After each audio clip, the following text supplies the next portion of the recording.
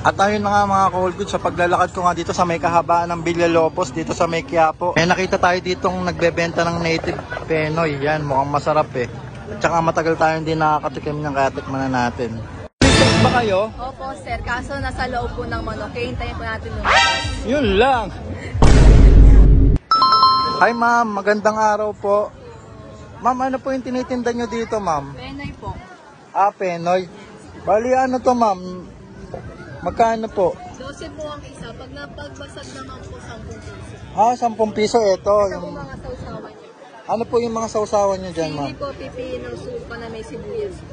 Ah, only ano ma'am po Alin yan? na po yan. Ayun, sige nga ma'am, pabili nga po. Dalawa po. Ito po. Bukod dyan ma'am, ano pa po yung ino-offer nyo dito ma'am? Ito po palamig. Ah, palamig. Yes. Magkano naman ma'am yan? Ah, yun. 30, 40, 50 po.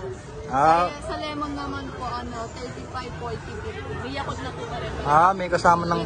Ma'am, anong oras kayo dito nagtitinda? Nagsisimula magtinda? Pag Biyernes, Sabado at Linggo po, alas 8 ng umaga. And then, alas 12 po ng gabi. Ano?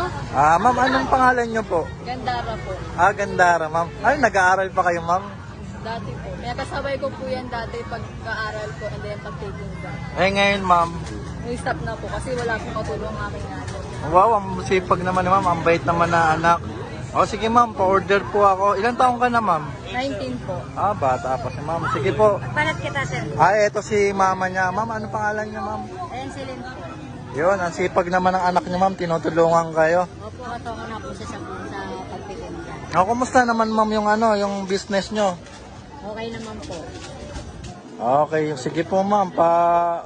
Pa-experience ng nyo. Penoy nyo po. Okay, sir, balat ko po kayo. Ah, sige po. Ano yan, ma'am? Hinahango nyo lang yan o sariling nyo po? Nahango ko lang po. Ay, hinahango nyo po. Nakakailang Penoy po kayo nabebenta sa isang araw, ma'am? Sandaan piraso po. Ay, 100. Ang dami, ma'am, ha? Kasi mura po siya, 12 pesos lang. O, sa bagay, ang mura nga niya, ma'am. O, sige po, titikman ko yan, ma'am. Tawag ko na kay Baydaw.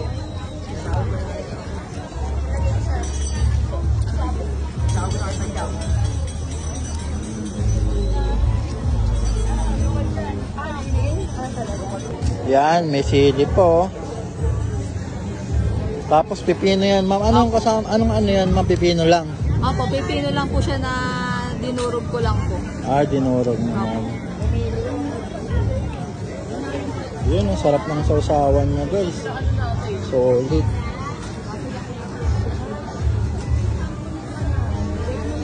Yun, thank you, ma'am. Ano katagal na po kayo nagtitinda dito ng Penoy? 30 years na po nagtitinda. Grabe, ang tagal na pala, no? Ibig sabihin, hindi pa pinapanganak si Gandara. Nagtitinda na kayo dito? Diyan ko lang po sila binuhay. Ayun, grabe, ang sipag nyo, Nay. Kaya lang po siya na naging katwa ko, kaya po siya na pinagtitinda ko. Pero hindi po pilitan. Ay, hindi naman. Talagang ano lang po, gusto lang nila. Ayun, nakakabilog naman si ate. Thank you po, Nay. Gandara, para sa mga gustong matikman yung Penoy mo, saan ba ito matatagpuan? Villalobos lang po, tapat po siya ng Emperor Chinese ha. Dito sa Quiapo, ano? Opo. Yun. Thank you. So ayun mga ka-all goods, no, sa pagdayo natin dito sa may Quiapo, dito sa Villalobos, nadaanan natin yung nagte-trending dito na Penoy. Ito yung mga ka-all goods yung nag-trending kay ate na native Penoy na 12 pesos daw ang isa. Tapos pagbasag naman guys, meron din sila 10 piso lang.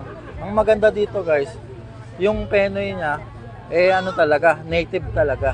Tapos only to sibuyas, saka only na rin, yung pipino nila. Kaya tikman na natin.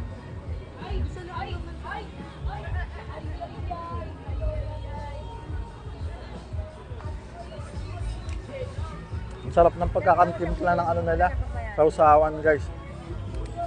Sakto lang yung anghang.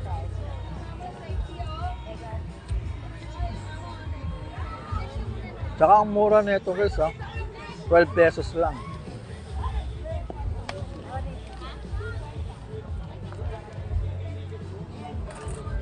Ang sarap po, pag may pipino. Panalo.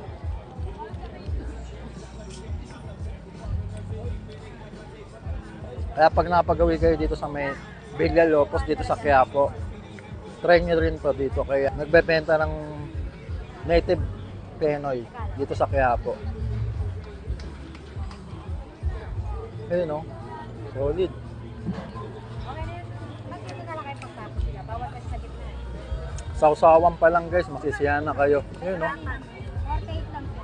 Lemon ma'am, milon. Hey, hila! 52. Ayun guys oh.